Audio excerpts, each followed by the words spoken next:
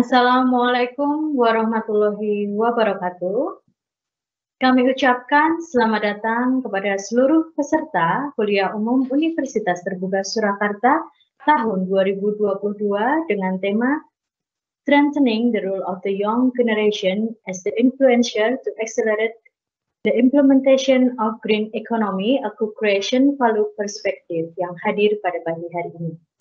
Kepada peserta kuliah umum Universitas Terbuka Surakarta tahun 2022 yang hadir dalam acara ini dapat mengisi link kehadirannya melalui alamat link sl.ut.ac.id/SOC absen, dan bagi para peserta kuliah umum Universitas Terbuka Surakarta tahun 2022 yang telah mengisi link kehadirannya dapat mengunduh e-sertifikatnya melalui alamat link sl.ut.ac.id/SOC sertifikat. Link bisa diunduh setelah selesai kegiatan ini. Untuk kedua alamat link tersebut dapat dilihat melalui kolom meeting chat di aplikasi Microsoft Teams ini. Terima kasih. Assalamualaikum warahmatullahi wabarakatuh. Yang terhormat Ibu Dr. Randa Yulia Budiwati MSI selaku Direktur Universitas Terbuka Surakarta.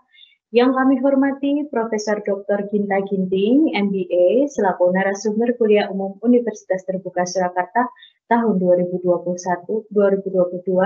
Yang kami hormati para staf dan panitia kegiatan Kuliah Umum Universitas Terbuka Surakarta, serta yang kami banggakan seluruh mahasiswa peserta kuliah umum Universitas Terbuka Surakarta tahun 2022.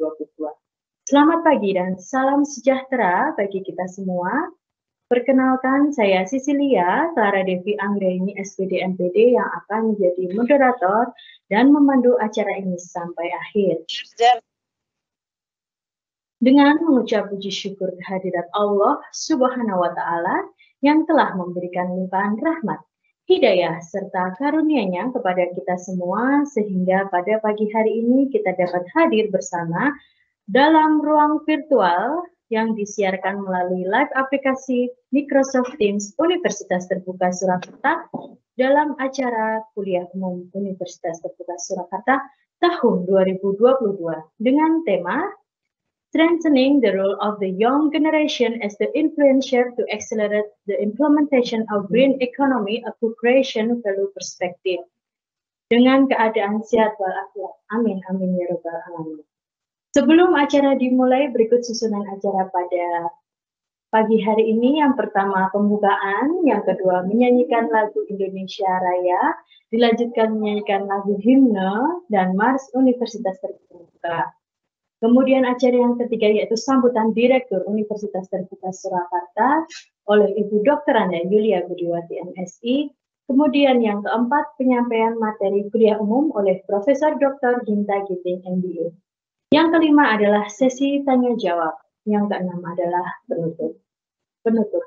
Agar acara dapat berlangsung dengan lancar dan bermanfaat, marilah bersama-sama kita buka acara ini dengan bacaan basmalah. Bismillahirrahmanirrahim. Selanjutnya, acara kedua yaitu menyanyikan lagu Indonesia Raya, dilanjutkan menyanyikan lagu himne dan Mars Universitas Terbuka.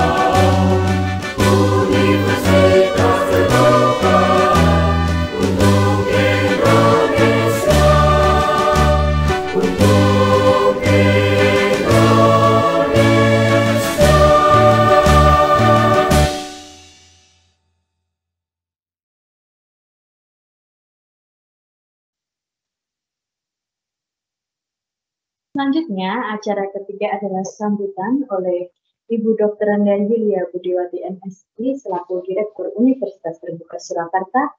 Kepada Ibu Dr. Anda Yulia Budiwati MSI, waktu dan tempat kami haturkan. Terima kasih. Assalamualaikum warahmatullahi wabarakatuh. Selamat pagi teman-teman mahasiswa Universitas Terbuka Surakarta. Alhamdulillah kita semua dalam kondisi sehat dan mudah-mudahan pandemi memang tidak hanya landai ya, memang sudah pergi dari bumi pertiwi.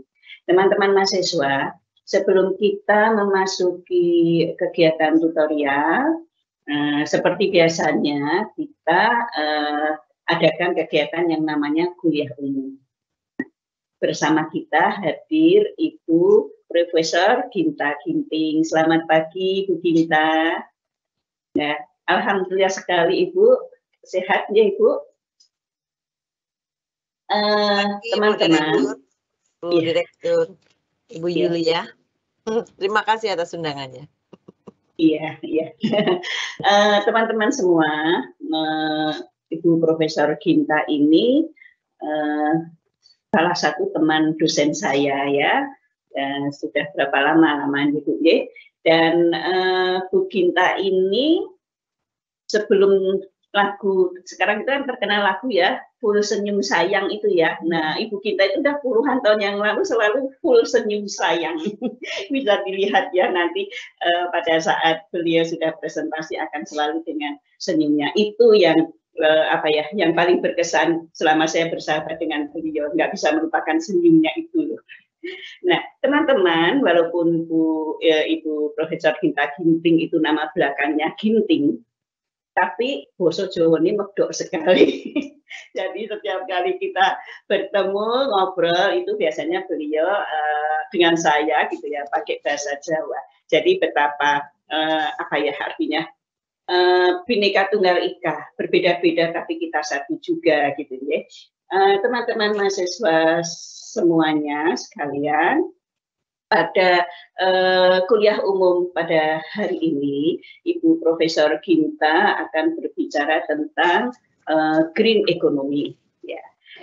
Ini sebenarnya bukan konsep atau paradigma yang baru sekarang ini gitu ya. Ini bahkan dari awal-awal tahun 2000-an ini. Kalau teman-teman dulu pernah dengar ya tentang rumah kaca dan sebagainya, salah satunya adalah itu. Nah, mengapa ini Bu Ginta memilih tema ini? Tentu Bu Ginta ada maksudnya gitu ya. Kalau saya menangkapnya, sekarang ini mahasiswa UT itu mahasiswa muda. Usianya antara fresh graduate sampai sekitar 35. Itu yang bodi besarnya di UT itu adalah itu ya, artinya generasi muda. Sehingga generasi muda ini memang perannya di dalam kegiatan green economy ini tidak bisa dipungkiri lagi ya. Kalau di dalam judul nanti yang dibawakan oleh Bu Ginta itu kan generasi muda itu harus berperan sebagai influencer ya pada kegiatan akselerasi dari green economy ini ya. Teman-teman sekalian, apa sih pentingnya green economy ini? Nanti tentu Ibu Profesor kita akan menjelaskan secara lebih detail, tapi secara umumnya ini lebih pada sustainable development ya, jadi pembangunan berkelanjutan yang harus memperhatikan 3 aspek ya. Pasti pertumbuhan ekonomi, namanya pembangunan itu salah satu indikatornya adalah pertumbuhan ekonomi. Tapi di samping pertumbuhan ekonomi yang tidak boleh dilupakan dan harus benar-benar dijaga, dipertimbangkan adalah dari kelestarian lingkungan. Jadi bagaimana pertumbuhan ekonomi itu tidak boleh merusak kelestarian lingkungan ini. Ya, pertama, kedua adalah berkaitan dengan keadilan sosial atau kesejahteraan sosial. Bahwa pembangunan yang dilakukan di suatu wilayah tentu ini harus berdampak secara signifikan terhadap kesejahteraan masyarakat. Jangan hanya kesejahteraan sekelompok saja, ya. Di samping memperhitungkan tadi kelestarian alam, jangan berdampak pada kerusakan alam dan sebagainya. Nah, green economy ini atau ekonomi hijau ini sudah menjadi kesepakatan ya, kesepakatan kita semua. Kalau kita lihat nih, kalau di dunia perbankan itu penggunaan e-banking, paperless dan sebagainya itu adalah salah satu bentuk-bentuk dari kegiatan ekonomi hijau ini atau green economy.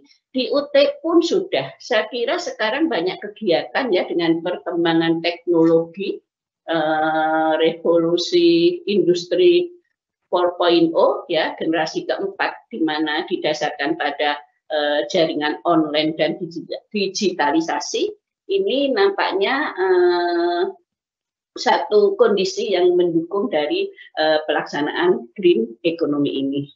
Nah, teman-teman sekalian, sebagai generasi muda ya, generasi muda UT tentunya yuk kita tunjukkan bahwa kita akan menjadi apa ya, yang aktif berperan dan akan mendukung setiap kegiatan yang tujuannya adalah pada ekonomi hijau.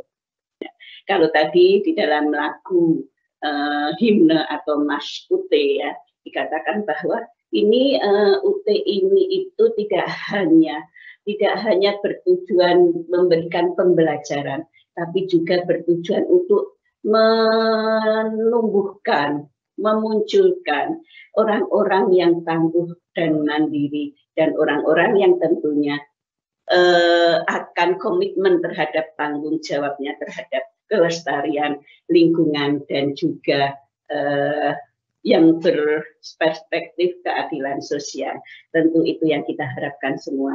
Teman-teman mahasiswa semuanya, mari kita ikuti dengan saksama apa yang akan disampaikan oleh Ibu Profesor Ginta Ginting. Ya, nanti kalau ada yang mau ditanyakan, silahkan. Tentu kalau kuliah umum ada sesi untuk tanya jawab.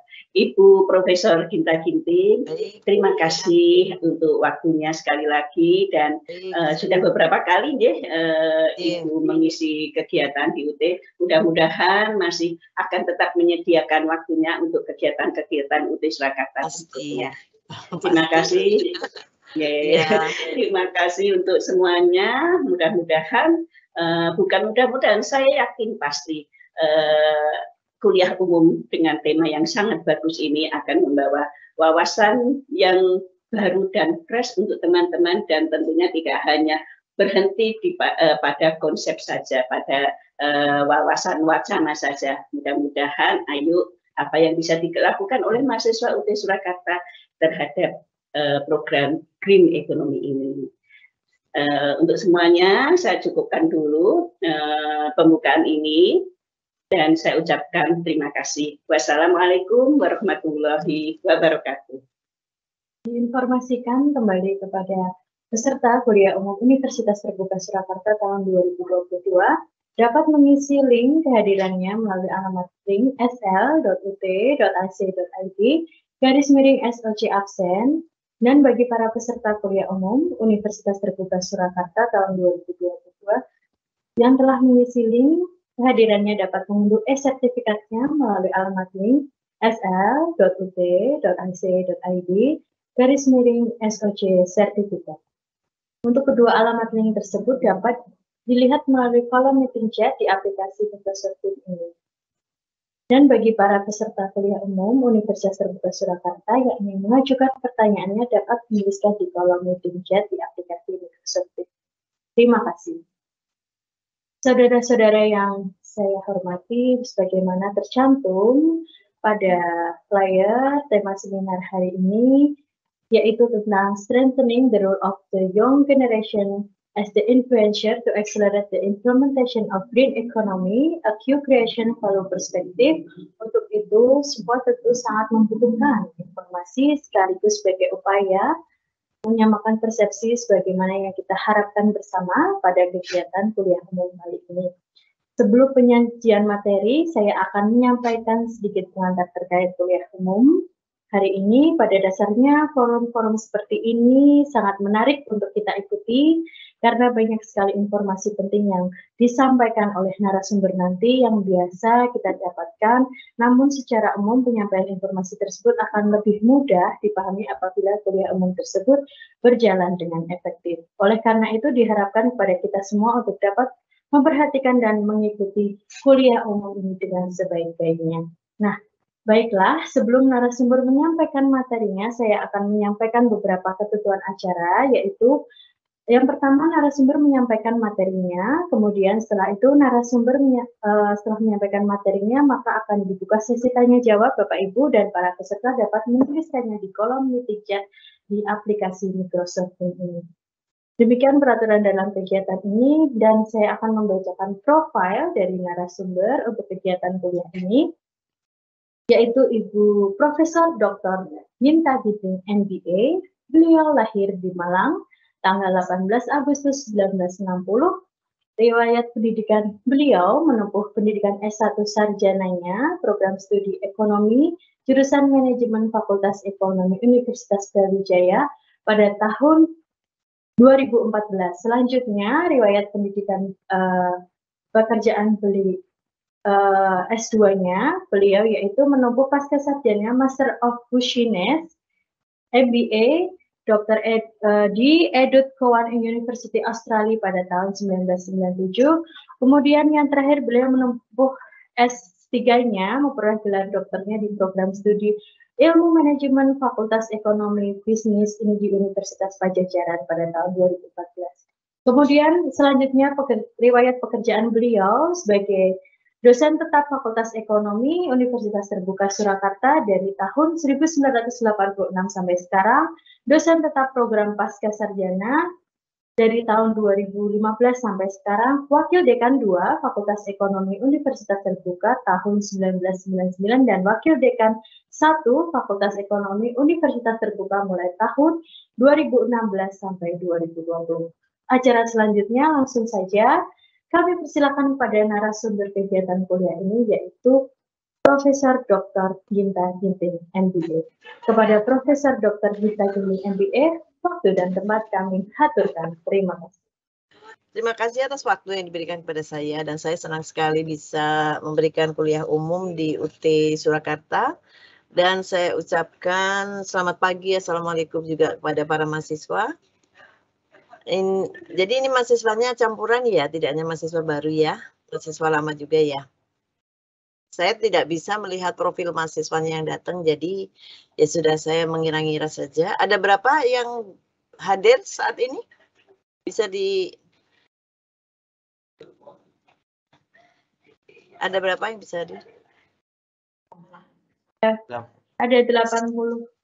Oh, ada 80. Akan ada tambahan lagi ya, mudah-mudahan bisa bertambah supaya paling tidak gitu pesan-pesan tentang esensi penting green economy, di mana young generation atau generasi muda bisa menjadi influencer untuk mengakselerasi penerapan green economy.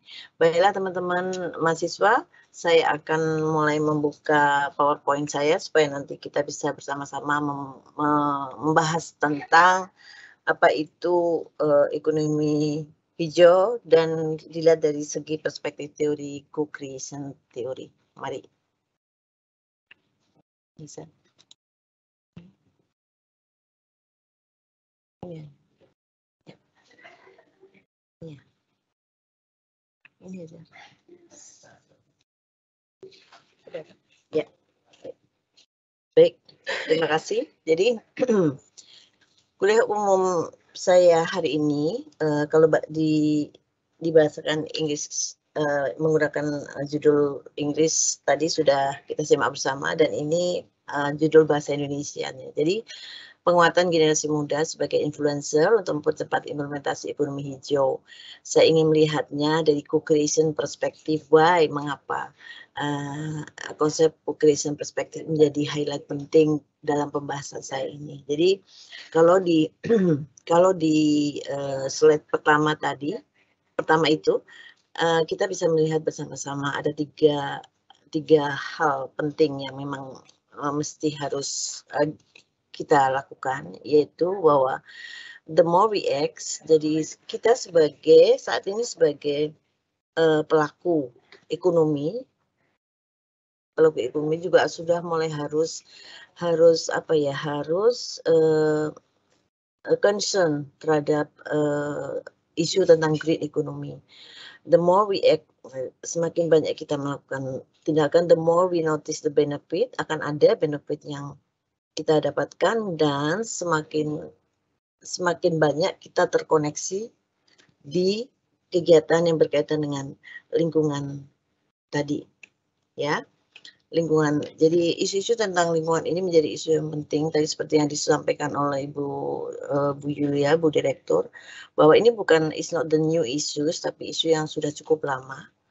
Kalau kita melihat paling tidak teman-teman saya manggilnya ya, teman-teman itu pernah mendengar berbagai konsep atau berbagai teori ataupun berbagai hal-hal atau program yang berkaitan dengan isu-isu lingkungan ya. Kita pernah mengenal tentang MDGs, Millennium Development Goals.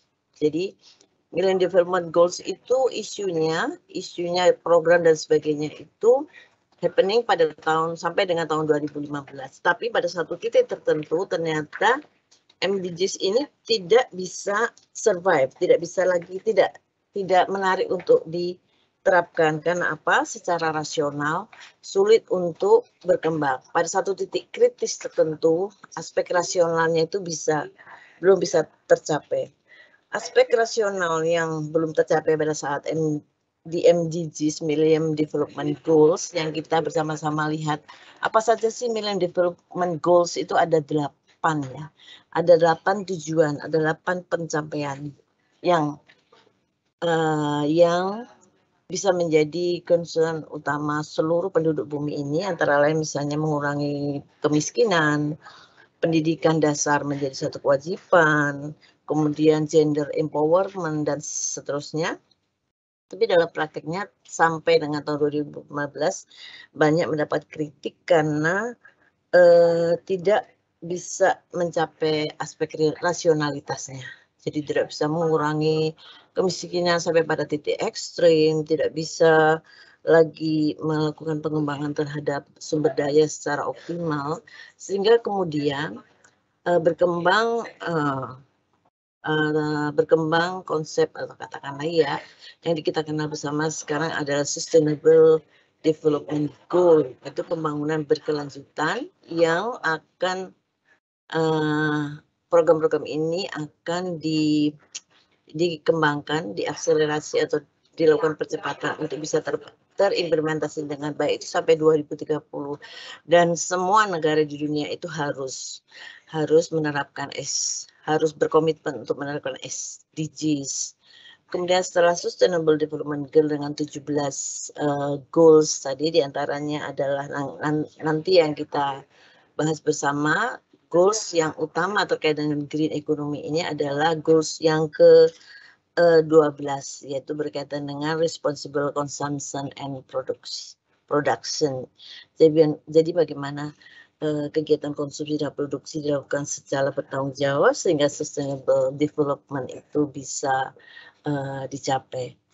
Nah, setelah kita mengenal responsible consumption and production, kemudian muncul lagi konsep-konsep tentang green economy atau ekonomi hijau yang mempunyai 3 pilar, yaitu pilar sosial, pilar environment, dan pilar ekonomi. Jadi dari sisi ekonomi saja,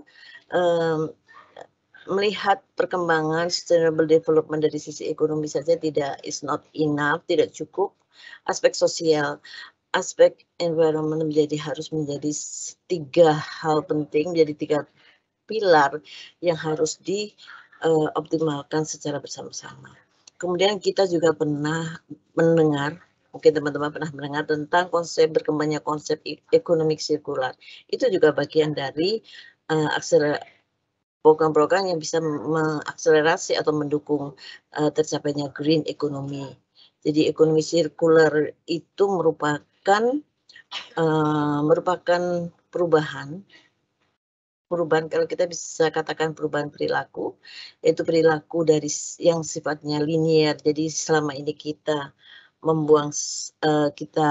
menggunakan, kemudian kita membuang apa yang sampah lah misalnya, kemudian kita tidak melakukan kegiatan reusing lagi atau recycle. Tetapi dalam circular economy ada 3 hal penting, ya use, recycle, and make. Jadi segala hal yang berkaitan dengan sampah dan sebagainya masih bisa dimanfaatkan kembali dan tidak dibuang serta-merta ke menjadi polusi. Jadi dimanfaatkan kembali. Kita mengenal banyak sekali sekarang barang-barang plastik yang ternyata berasal dari daur ulang. Dan itu konsep dari ekonomi sirkular. Kita teruskan. Saudara mahasiswa, apa sih sebenarnya konsep green economy yang paling penting gitu ya? Jadi ada tiga hal penting yang memang menjadi pedoman yang akan dicapai dalam green economy, dan tujuannya memang adalah sustainable development, pengembangan berkelanjutan. Jadi ada 3 hal penting: low carbon growth, resource efficiency, dan social inclusivity. Low carbon growth itu berkaitan dengan rumah kaca itu ya. Jadi terlalu banyaknya karbon dari hasil pembakaran limbah-limbah gitu ya akan merusak lingkungan sehingga menyebabkan terjadinya perubahan iklim yang merusak tatanan lingkungan secara global. Kalau kita lihat saat ini saja, di tahun ini kita kan sebentar hanya merasakan musim kemarau, dan hanya sekitar 2 bulan kita merasakan musim kemarau, kemudian kita sekarang sudah musim hujan lagi. Jadi itu merupakan pertanda adanya gangguan terhadap climate change yang uncontrollable, yang tidak bisa dikontrol. Dan yang paling dahsyat itu saya melihat pada saat Pakistan ya mengalami banjir yang luar biasa besarnya sehingga menelan korban sampai ribuan. Itu juga satu tanda-tanda kerusakan lingkungan yang unpredictable, yang sudah sangat tidak terkontrol dan bisa berdampak negatif terhadap human life. Kemudian yang ketiga ada resource efficiency, jadi efisiensi terhadap resources, terhadap sumber daya. Selama ini sumber daya yang kita eksploitasi adalah kalau tadi kita sebutkan green economy, kemudian kita sudah paham dengan namanya black economy. Black economy itu kita memanfaatkan batu bara, emas, minyak dan sebagainya untuk memenuhi sumber daya yang diperlukan oleh khalayak, oleh manusia. Tetapi saat sekarang black ekonomi itu harus kita tinggalkan. Kita harus menuju ke green economy, di mana harus ada effort, harus ada usaha untuk melakukan efisiensi terhadap sumber daya. Kemudian social inclusivity itu kalau kita bicara tentang inclusivity itu seimbang, jadi pemerataan, jadi sifatnya tidak eksklusif. Jadi semua warga di dunia ini atau masyarakat di Indonesia mempunyai hak untuk mendapatkan hal-hal positif dari lingkungan, gitu ya. Tidak hanya kelompok masyarakat tertentu karena dia mau membayar, karena mampu membayar, dia bisa menerapkan hidup lebih baik daripada yang lain. Tidak seperti itu. Jadi social inclusivity itu adalah semua masyarakat mempunyai kontribusi, pun bisa mempunyai akses untuk mendapatkan hal-hal yang positif berkaitan dengan dampak positif dari lingkungan yang memang harus dijaga secara bersama-sama. Nah, kalau di Indonesia itu selain ya sustainable development, green economy-nya berpijak pada 3 pilar itu tadi, low carbon growth, resource efficiency, dan social inclusivity. Pada saat yang sama, Indonesia development is based on a 4-track strategy of pro-poor, jadi berpihak pada kemiskinan, pro-job berpihak pada bagaimana green economy itu bisa memberikan peluang-peluang pekerjaan, pro-growth ya berkaitan dengan ekonomi bisa meningkatkan pertumbuhan, dan pro-environment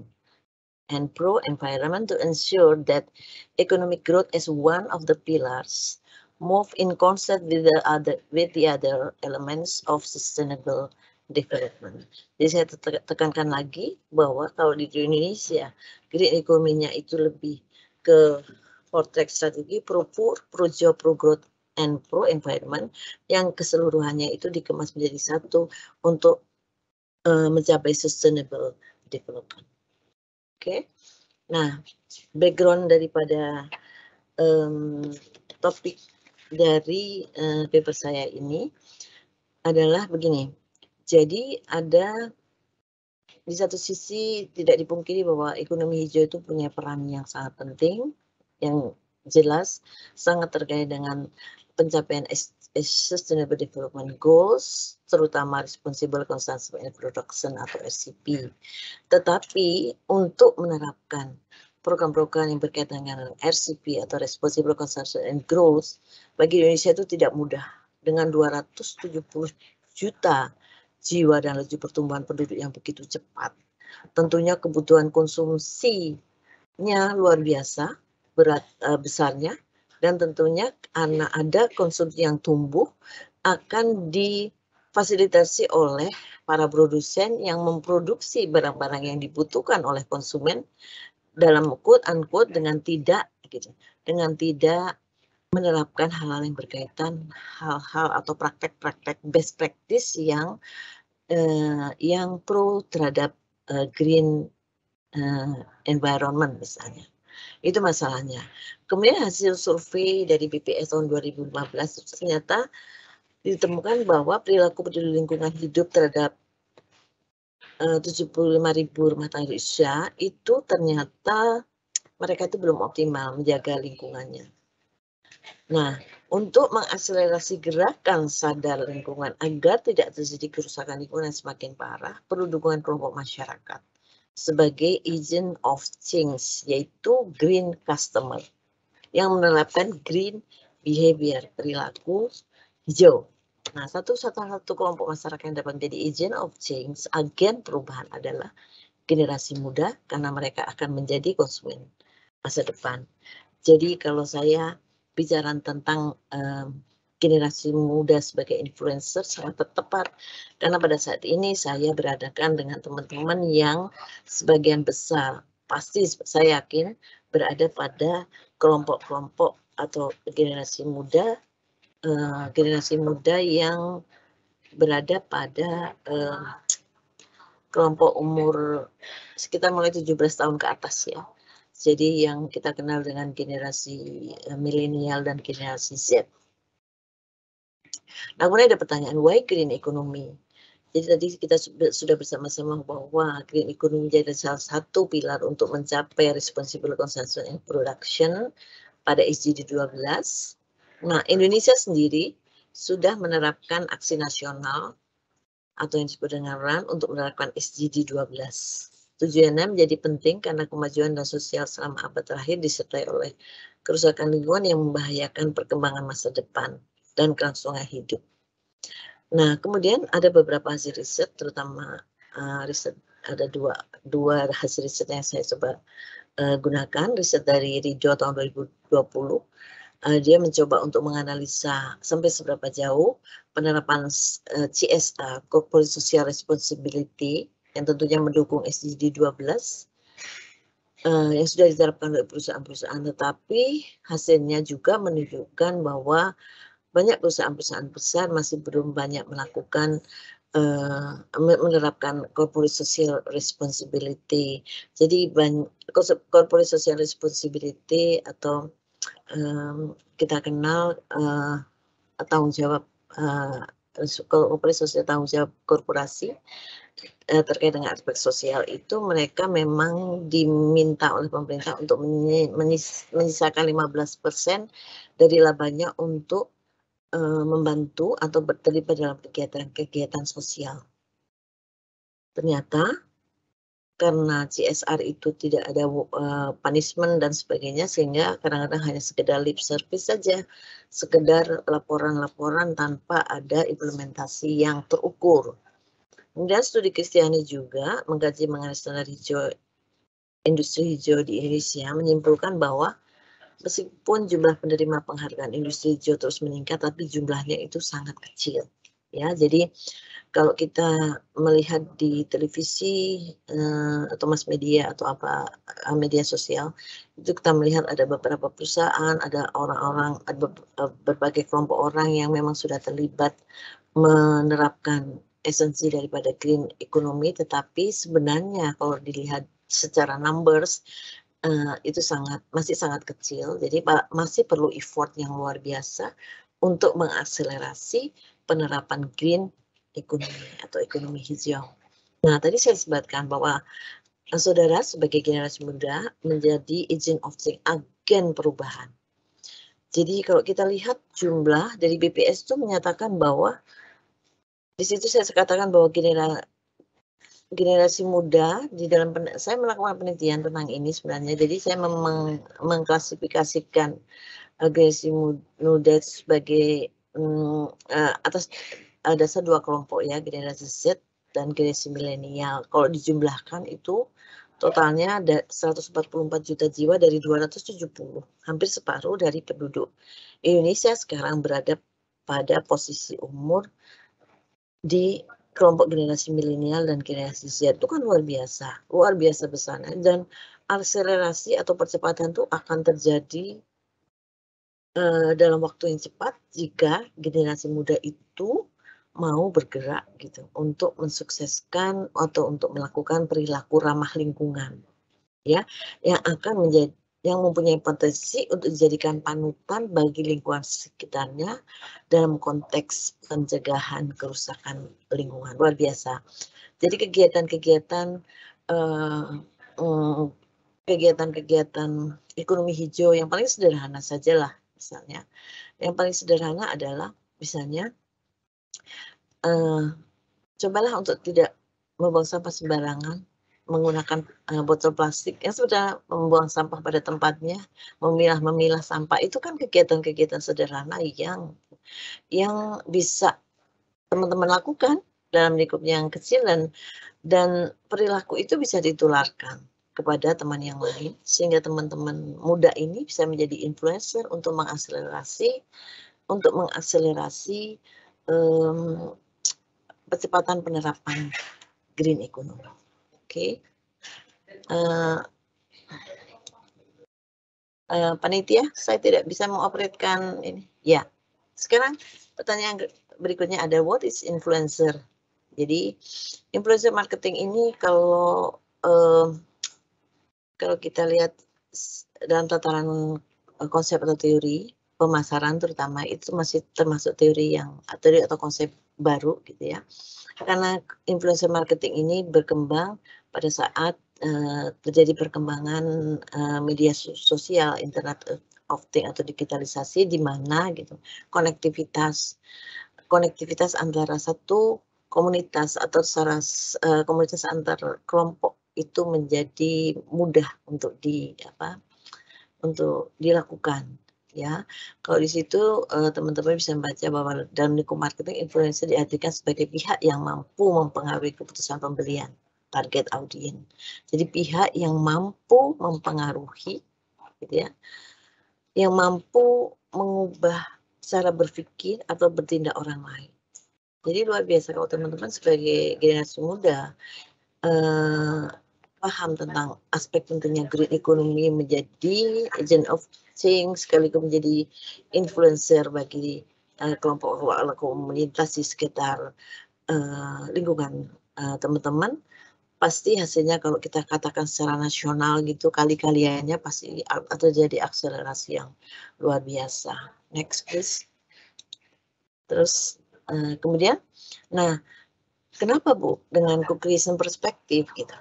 Jadi ada satu konsep teori yang saat ini memang sedang happening gitu ya. Co-creation perspektif itu sebenarnya kalau dilihat secara korporasi atau perusahaan, sebenarnya bagaimana perusahaan itu bisa melibatkan konsumennya untuk bersama-sama menciptakan suatu value, melibatkan orang lain, melibatkan pihak lain untuk bisa bersama-sama menghasilkan suatu produk lah katakan. Nah, kalau secara teoritisnya co-creation perspektif itu dimulai dari The Service Dominant Logic dari Fargo and Last, itu teori sangat terkenal yang disebut dengan Service Dominant Logic, dengan premisnya the customer is co-creator. The customer is co-creator. Kemudian ada studi dari Dong yang menyatakan bahwa participant of the customer input in the process of value creation, namely I'm producing, I'm designing. Kemudian ada yang menyebutkan sebagai presumption. Presumption itu combines the meaning of producer and consumer. Itu teorinya. Jadi bagaimana melibatkan pihak lain atau konsumer. Bagaimana perusahaan bisa menginvite, bisa mengundang customer atau pihak-pihak lain untuk bersama-sama menciptakan value. Nanti value itu akan dirasakan oleh konsumen sebagai pembeli produk atau barang yang dihasilkan oleh korporasi itu. Next please.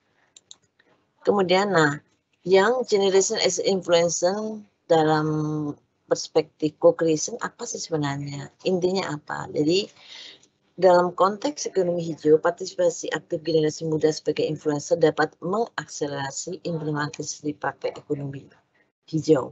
Esensi co-creation value generasi muda dapat menjadi influencer yang kuat karena sekaligus mempraktekkan keseharian sebagai konsumen hijau. Jadi teman-teman karena menjadi konsumen hijau, melakukan tadi doing something dengan green economy, kemudian merasakan benefitnya, kemudian teman-teman sampaikan kepada kelompok atau orang lain bahwa doing green green activities adalah sesuatu yang penting bagi keberlanjutan karena teman-teman ini sebagai generasi muda akan berkepentingan terhadap lingkungan, terhadap pencegahan kerusakan lingkungan di masa yang depan. Nah, kalau lingkungan ke depannya sudah rusak tanpa teman-teman berusaha untuk mencegah dari sejak awal, apa yang terjadi? Apa yang terjadi dengan generasi, apa yang terjadi dengan sumber-sumber daya yang harus dimanfaatkan oleh generasi mendatang. Jadi sejak dari awal memang generasi muda bisa menjadi corong, bisa menjadi influencer untuk mengakselerasi penerapan green economy. Baik, lanjutkan. Nah, saya melakukan penelitian dengan teman-teman. Jadi dari 229 responden yang berada di sekitar wilayah Jabodetabek, itu ada pertanyaan-pertanyaan sederhana yang berkaitan dengan perilaku yang saya coba minta mereka mengisi gitu ya. Hasilnya sungguh luar biasa ternyata. Dari pertanyaan saya tentang pengukuran behavior generasi muda itu menunjukkan total skornya itu berada pada jawaban setuju dan sangat setuju. Jadi kalau teman-teman lihat itu nilainya luar biasa ya, terutama nilai berkaitan dengan 96% untuk menggunakan air seperlunya. Kemudian manfaat energi dengan bijak, melakukan pengelolaan sampah, mengolah aktivitas konsumsi ramah lingkungan, ikut berpartisipasi dalam pemeliharaan lingkungan. Luar biasa. Dari segi perilaku ternyata hasil survei kami itu menunjukkan bahwa sebenarnya kelompok generasi muda itu sudah mulai concern, sudah mulai menerapkan behavior atau perilaku yang berkaitan dengan ekonomi hijau. Lanjut. Ya, kemudian ada satu aspek lagi yang coba saya ukur dari survei saya, yaitu willingness to participate, keinginan berpartisipasi. Jadi agent of change itu bisa diukur atau dinilai dari sampai seberapa jauh, sampai seberapa tinggi willingness to participate. Dan dari jawab pertanyaan juga menunjukkan hal yang sama, menunjukkan sesuatu yang menggembirakan gitu ya. Ternyata dari angka itu luar biasa, terutama angka yang berkaitan dengan pertanyaan saya akan melakukan perilaku ramah lingkungan yang belum pernah saya lakukan. Kemudian atau saya yakin niatan mengajak orang lain untuk melakukan perilaku ramah lingkungan akan memberikan hasil mencegah kerusakan lingkungan. Kemudian yang nomor 7, coba itu ada 88% menjawab bahwa saya bersedia dan senang terlibat dalam kegiatan penyelamatan lingkungan hidup seperti penanaman pohon. Ya, sangat menarik. Hanya saja ada satu yang nilainya agak sedikit rendah, yaitu saya ingin bergabung dalam komunitas pencinta lingkungan, agak rendah karena memang komunitas-komunitas pencinta lingkungan ini masih sifatnya eksklusif, jadi masih belum mudah didapatkan. Ya, kemudian jadi itu hal-hal yang menggembirakan yang saya bisa peroleh dari hasil riset saya dari 229 generasi muda yang saya kelompokkan menjadi generasi milenial dan generasi Z. Ternyata kemudian mereka tidak berkeberatan berpartisipasi dalam mengakselerasi aktivitas atau best practice berkaitan dengan ekonomi hijau. Terus nah, kemudian hal-hal positif yang saya dapat juga dari riset saya adalah aspek keyakinan. Jadi ada pertanyaan dalam survei saya itu menyatakan sampai sejauh mana Anda yakin perilaku ramah lingkungan ini akan berhasil memberikan dampak positif bagi ekonomi atau mencegah kerusakan lingkungan. Jadi hasil riset mengindikasikan bahwa mereka sangat yakin. Rentangnya itu dari rentang 8 sampai 10, mereka itu sangat yakin bahwa apa yang kita lakukan saat ini untuk melakukan efisiensi terhadap sumber daya, memproteksi lingkungan, mencegah terjadinya degradasi lingkungan dan sebagainya, itu adalah salah satu solusi yang optimal untuk mencegah kerusakan lingkungan untuk generasi masa depan. Nah, kemudian tadi saya nyatakan influencer is the most important thing for the young generation, karena eranya sekarang saya melihat eranya adalah era pemanfaatan media sosial.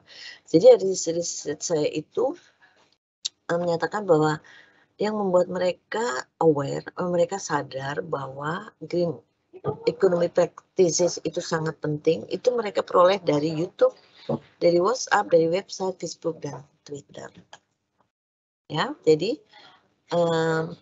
dukungan dukungan hasil riset itu bisa menjadi satu dukungan yang positif bahwa keputusan yang memilih young generation as a influencer is really sangat tepat. Next please. Terus, jadi ini teman-teman hanya sekedar hasil riset saya saja. Jadi saya mencoba untuk melihat sampai sejauh mana hubungan, gitu ya, signifikansi antara willing to participate terhadap tiga variabel penting, yaitu behavior, sikapnya, perceived behavior control. Hasilnya itu luar biasa, menunjukkan hal-hal yang positif. Jadi benar ya, willingness to participate itu sangat dipengaruhi oleh perilakunya, sangat dipengaruhi oleh sikap daripada generasi muda, dan sifat perceived behavior control, jadi kontrol keperilakuan dalam menerapkan best practice ekonomi hijau. Terus, next please. Ya.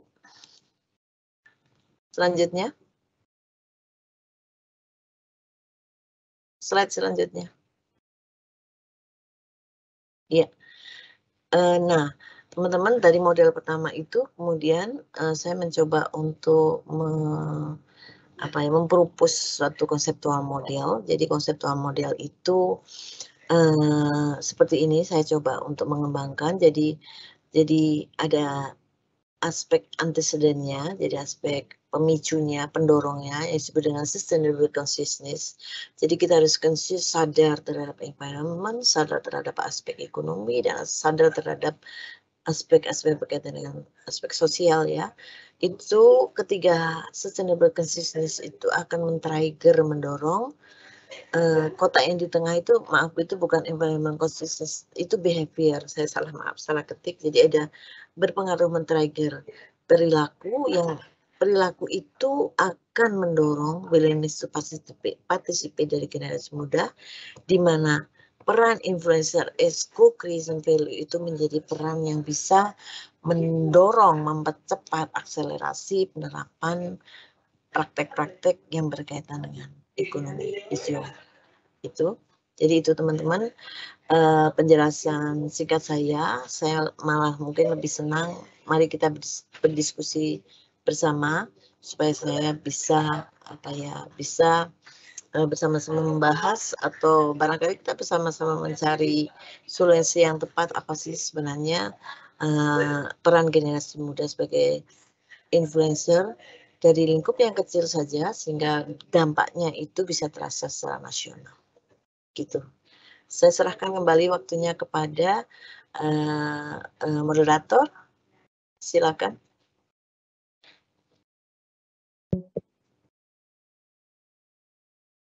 Silakan, Mbak. Terima kasih Profesor Dr. Kinta Ginting MBA atas penyampaian materinya.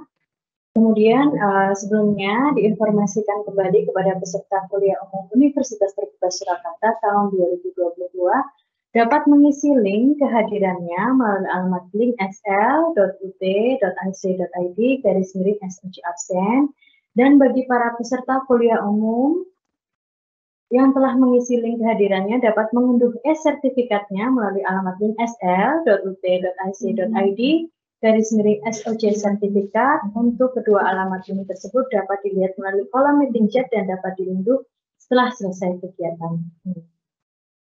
Kemudian acara yang terakhir adalah sesi tanya jawab. Kemudian dalam sesi tanya jawab ini saya akan membacakan pertanyaan dari peserta kuliah umum. Dari beberapa pertanyaan tersebut kita diskusi bersama ya, para peserta kuliah umum dengan Profesor Dr. Kinta Ginting. Ya, untuk Teman-teman diinformasikan kembali ya, tolong dituliskan di kolom meeting chat pertanyaannya, kemudian dapat kami sampaikan. Nah ini untuk pertanyaannya, yaitu yang pertama, saya bacakan ya. Yang pertama, apa langkah awal yang harus disiapkan seseorang untuk menjadi influencer alumni ekonomi hijau? Apakah diperlukan survei terhadap lingkungan maupun media sosialnya? Yang kedua, bagaimana cara memanfaatkan penggunaan media sosial agar dapat lebih optimal dalam menyebarkan implementasi ekonomi hijau, dan bagaimana tips untuk membuat konten ekonomi hijau supaya terlihat menarik khususnya untuk generasi muda. Kemudian yang ketiga yaitu evaluasi apa saja yang bisa kita lakukan dalam rangka meningkatkan jangkauan dan pemahaman mengenai ekonomi hijau kepada generasi muda melalui media sosial. Kemudian pertanyaan yang terakhir yaitu ada, selain melalui media sosial, apakah ada media lain yang bisa generasi muda manfaatkan untuk memperluas jangkauan pemahaman masyarakat mengenai ekonomi hijau? Iya, baik, itu beberapa pertanyaan. Monggo, Prof. Dulu ya. Biar di situ dulu, jangan dihapus ya. Biar saya langsung. Iya. Baik. Terima kasih atas pertanyaannya. Jadi ada 4 pertanyaan penting. Saya lihat pertanyaannya cukup menarik ya, dan sangat relevan dengan materi yang sudah saya bahas. Jadi pertanyaan pertama, apa langkah awal yang harus disiapkan seseorang untuk menjadi influencer ekonomi hijau? Apakah diperlukan survei terhadap lingkungan maupun media sosialnya? Tidak sebenarnya boleh melakukan survei. Survei itu enggak, riset itu tidak selalu apa ya, sifatnya besar. Survei kecil-kecilan aja. Coba gini, kalau teman-teman, jadi gini, kalau saya itu lebih senang kalau teman-teman itu kalau memang punya keinginan untuk menjadi influencer, cobalah buat komunitas. Jadi sekarang ininya kan eranya era komunitas. Jadi membangun komunitas. Komunitas ya mahasiswa UT aja, luar biasa kan mahasiswa UT ini. Ada komunitas mahasiswa UT yang ada di Surakarta, nanti bisa bergabung dengan komunitas mahasiswa UT yang ada di Gorontalo, ada di Irian, ada di Kalimantan, seluruh Indonesia, luar biasa. Kalau komunitas itu sudah terbentuk, jadi peran teman-teman sebagai generasi muda sekaligus menjadi influencer akan menjadi optimal. Ya, jadi nomor 1 apa langkah awal? Kalau menurut saya langkah awalnya dimulai dari diri sendiri dulu ya, dari diri sendiri yang memang sudah menerapkan sudah sangat artinya sangat concern terhadap pencegahan kerusakan lingkungan yang semakin parah gitu ya. Jadi kalau misalnya kita sudah sadar, sudah concern dengan ini, dengan begitu pentingnya menerapkan green economy, cobalah bangun komunitas. Kalau menurut saya, bangun komunitas yang antara komunitas satu dengan komunitas yang lain itu bisa saling berhubungan. Luar biasa. Kan itu ada pertanyaan, selain melalui media, apakah media lain yang bisa generasi muda manfaatkan untuk meluaskan jangkauan pemahaman masyarakat mengenai ekonomi hijau? Jadi dari nomor 4 itu jawabannya juga sama, media sosial. Media sosial merupakan satu alat. Jadi kalau teman-teman punya komunitas, gitu, komunitas generasi muda atau komunitas mahasiswa UT, kemudian mencoba untuk membuat program-program atau membuat acara-acara seperti ini, webinar yang berkaitan dengan concern terhadap ekonomi hijau, ambillah salah satu topik menarik, kemudian dilakukan diskusi, dan hasilnya pasti akan ada dampaknya yang luar biasa. Nah, kemudian yang kedua, bagaimana cara memanfaatkan penggunaan media sosial agar dapat lebih optimal dalam menyebarkan implementasi ekonomi hijau, dan bagaimana tips membuat konten ekonomi hijau supaya terlihat menarik khususnya untuk generasi muda.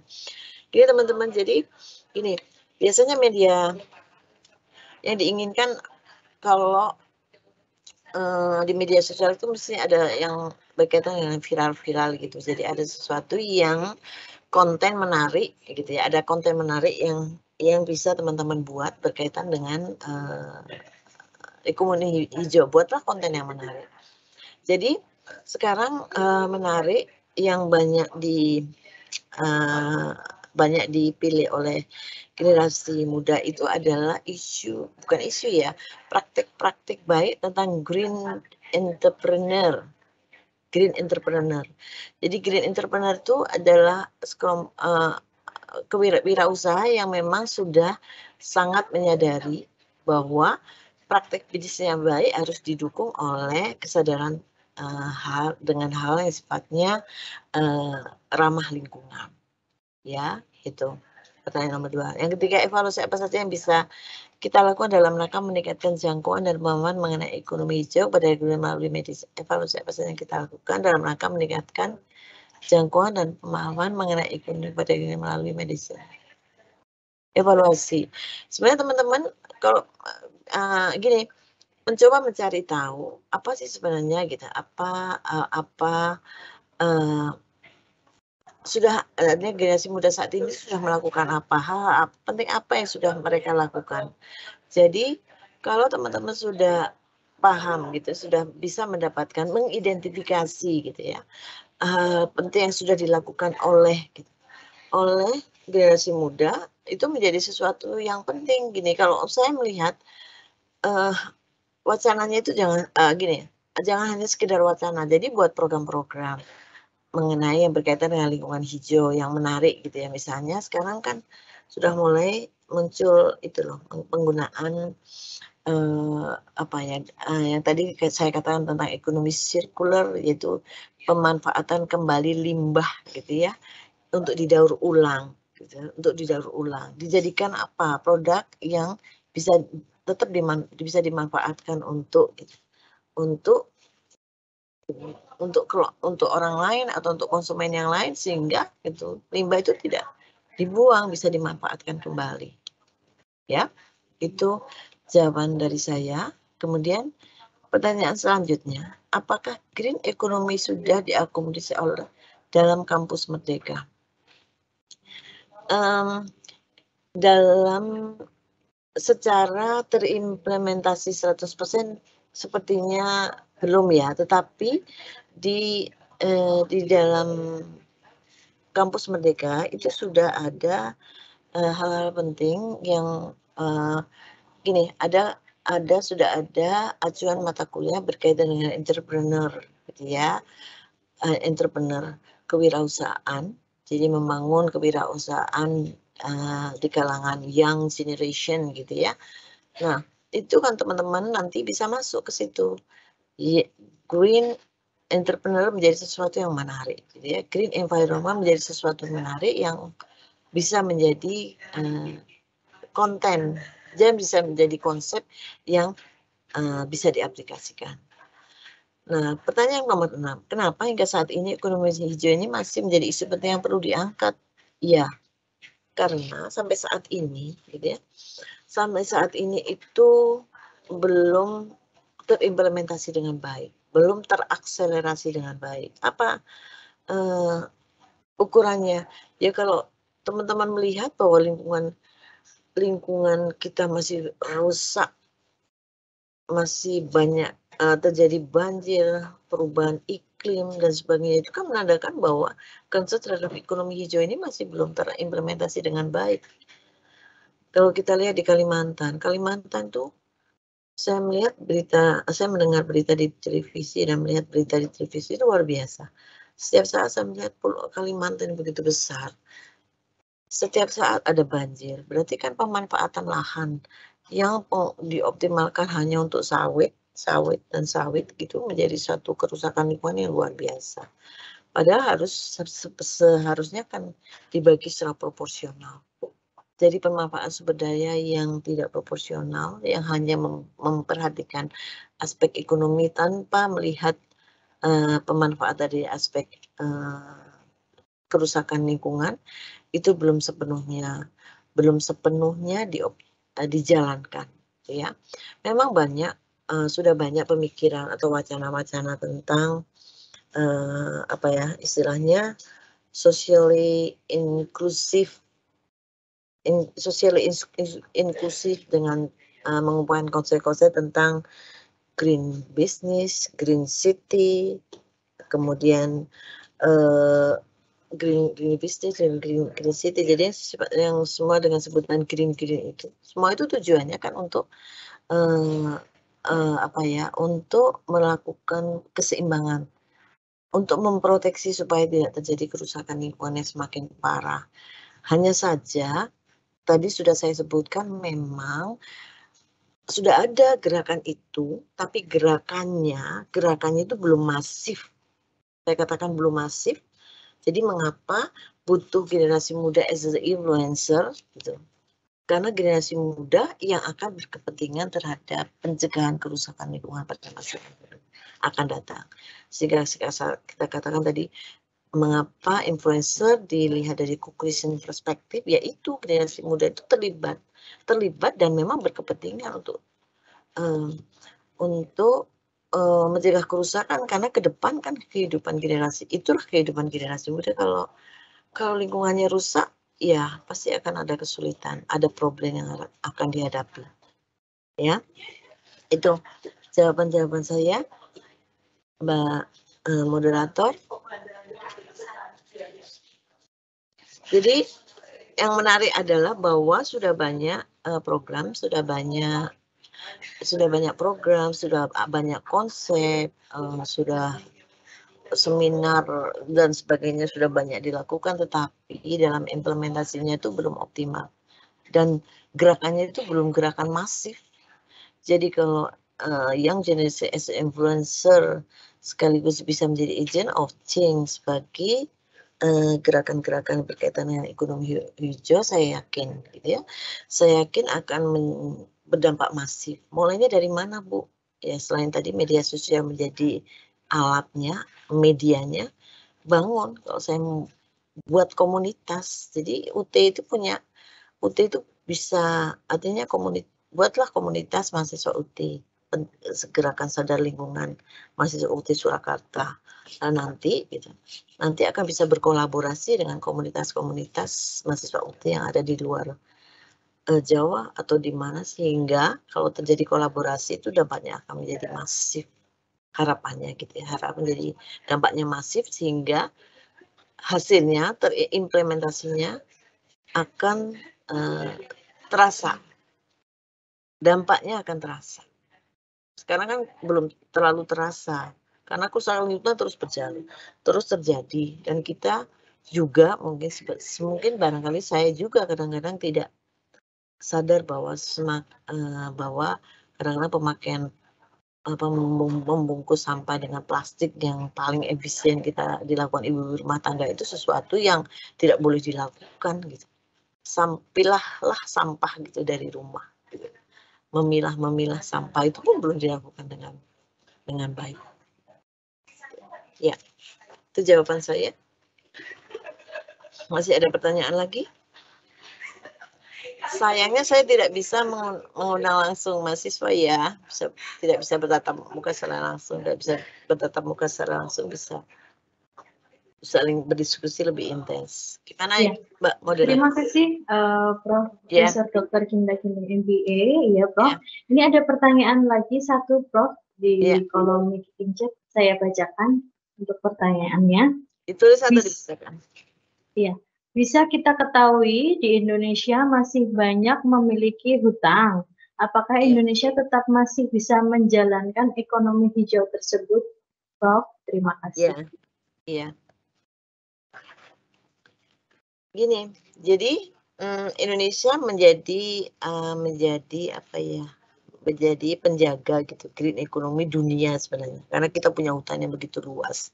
Tetapi kalau kita lihat bahwa pemanfaatan hutan kita kalau tidak diproteksi itu akan semakin, kita lihat saja kerusakan hutan, pembalakan liar itu terjadi begitu luar biasanya, sehingga lambat laun kalau proteksi terhadap hutan kita tidak termanage dengan baik, ya pasti akan berdampak negatif. Walaupun sekarang ya kita masih bisa bangga bahwa kita punya hutan yang besar, tapi kalau kita lihat tahun-tahun 10 tahun terakhir hutan kita itu sudah semakin dieksploitasi secara tidak bertanggung jawab. Nah itu kan dampaknya terhadap lingkungan menjadi apa ya, sangat negatif, dan ini teman-teman generasi muda dalam bentuk komunitas green environment yang kuat akan menyuarakan, akan tampil dengan suara-suara yang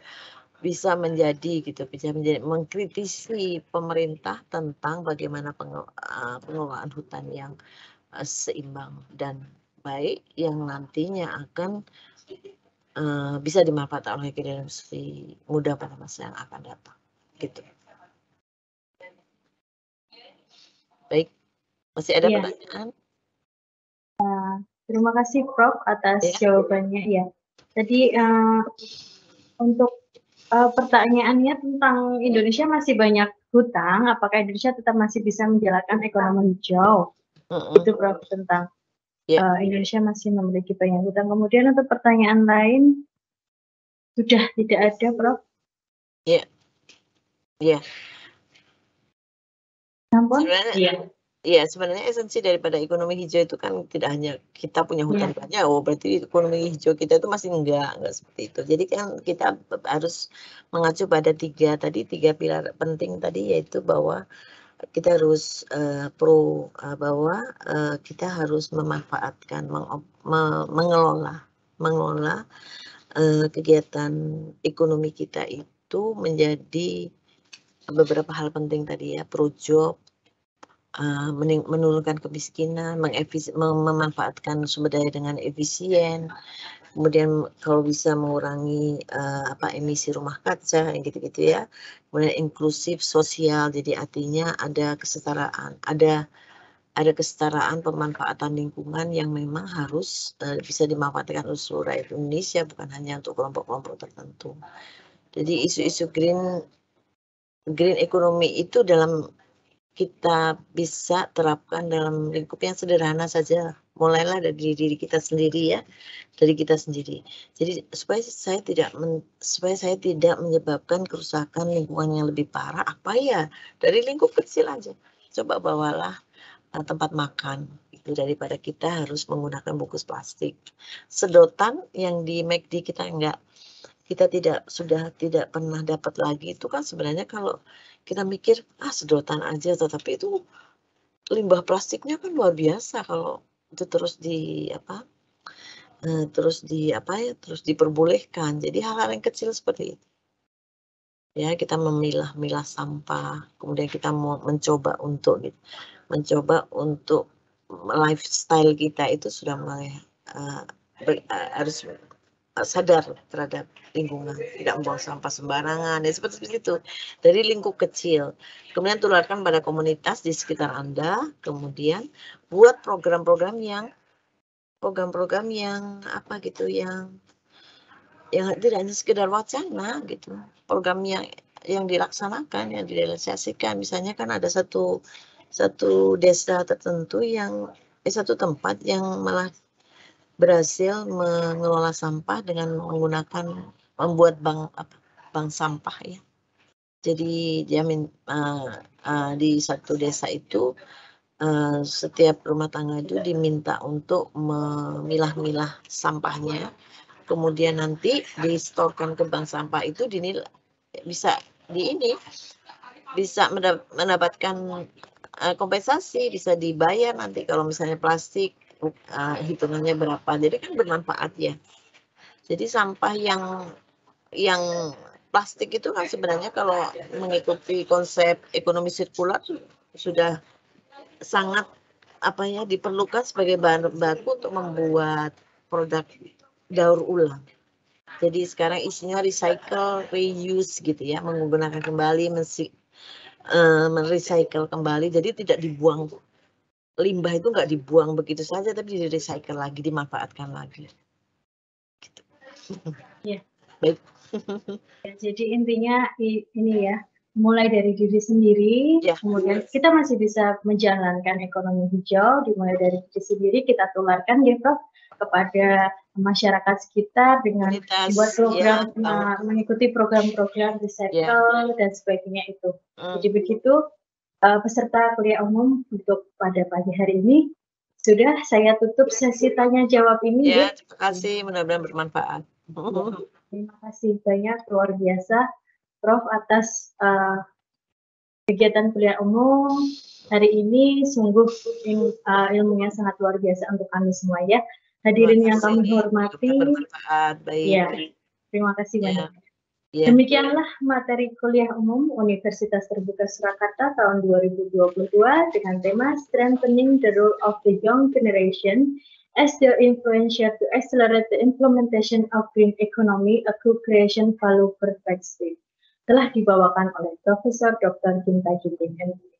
Kesimpulan dari acara kuliah umum Universitas Terbuka Surakarta tahun 2022 dengan tema tersebut pada pagi hari ini adalah ekonomi hijau, green economy diharapkan bisa menjadi solusi sekaligus faktor pendorong perubahan perilaku masyarakat menjadi lebih sadar akan faktor sustainability dalam proses konsumsi yang dilakukan setiap hari agar tidak mengganggu ekosistem alam dan menyebabkan kerusakan lingkungan.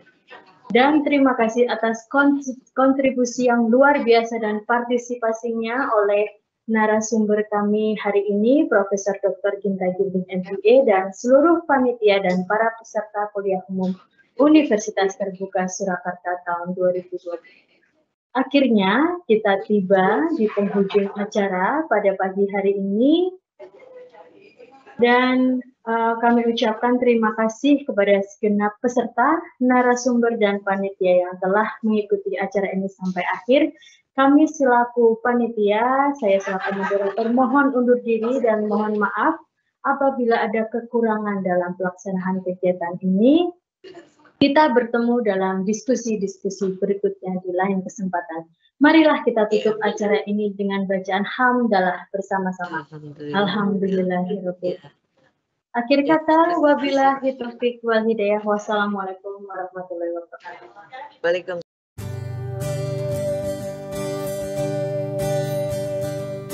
Maju bersama Universitas Terbuka, jangan ragu untuk raih mimpimu.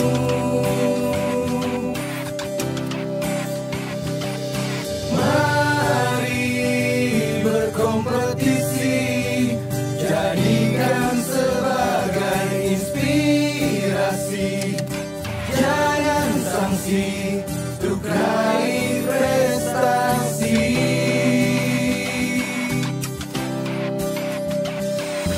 Untuk melangkah